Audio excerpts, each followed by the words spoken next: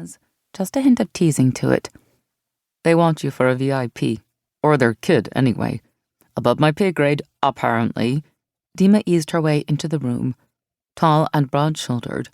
Without her scrub cap on, the array of gold jewelry on both ears was visible, glinting in the fluorescent lights against the kind of trendy undercut that Emily had never dared try. Dima jokingly referred to her own complexion as a Siberian suntan, and her white skin did give the impression she had never knowingly been exposed to sunshine. Ugh, what kind of VIP? In New York, that would have normally just meant some finance guy trying to jump the line. Well, this is Washington, so you can be pretty sure it's a politician's most of the time. This morning's a little different, though. That's why they need you. Emily gave a wan smile and got back on her feet. If they wanted her so urgently, they'd have to take her in this post-surgical state. You get used to it, all the DC nonsense. Dima had one of those broad smiles that could put the sky falling into perspective. I'll give you a moment to change.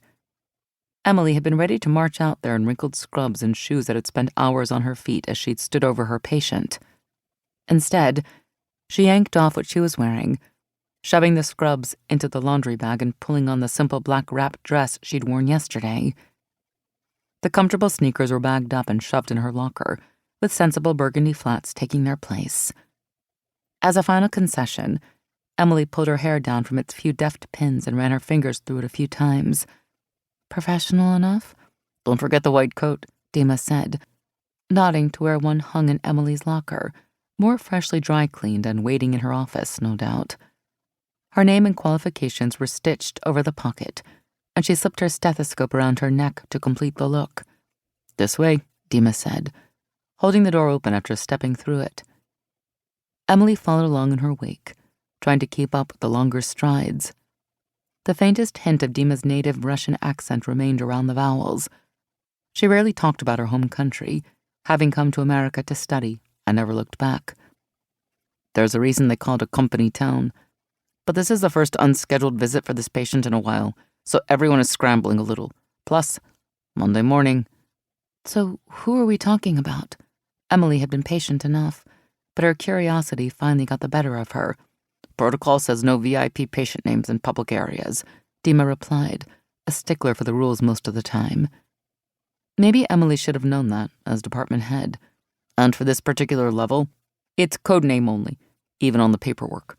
Right, but if it's so urgent, why wasn't I pulled out of my morning surgery? Not to mention why their own doctor isn't on top of this. Emily had 100 things to do, not least process the loss on the table. Derailing her morning to prescribe more Viagra to a senator under the guise of checking on his grandkid was not worth the disruption. Dima stopped outside the last room in the corridor, right next to the emergency exit, where two black-suited armed guards stood like statues. Very alert statues that looked Emily and Dima up and down with the cold, dispassionate but thorough gaze of a computer scanner. Well, that's the thing. You replaced them. As head of cardiac surgery, and as the most senior pediatric surgeon, and I'm sure you know that your appointment has created quite a stir, boss. Oh, please tell me we're not selling me with the whole youngest woman head of department shtick again, are we? I told the board when I accepted the job that surgery was my priority, not marketing opportunities. I'm not here to be a poster girl, Dima. Dima gave a shrug. Emily sighed, pinching the bridge of her nose. How old is the patient? 12 years old, I believe. He's waiting just in here. Even without caffeine, Emily felt her neurons firing. Like a heavy bowling ball rattling down the lane, the realization was barreling down on her and she had no hope of stepping out of its way. Only one 12-year-old child came with the unmistakable presence of Secret Service agents, which meant Emily would be treating none other than Zachary Calvin, the sitting president's only son. Great. No pressure, then. Not that Emily placed much stock on the status of her patients. It was all just medicine to her. But so-called important people came with a lot of additional hoops to jump through, not to mention the paperwork. Okay, anything else I need to know? Dima handed over the tablet she had been clutching. It's all in here. Of course, Emily said. She flipped through the first couple of pages, scanning the relevant terms that jumped out at her. Her failed surgery was still playing on her mind, so she dug deep to summon the public persona of Dr. Emily Lawrence, MD, PhD, graduate of Princeton and Harvard, and reached for the door handle.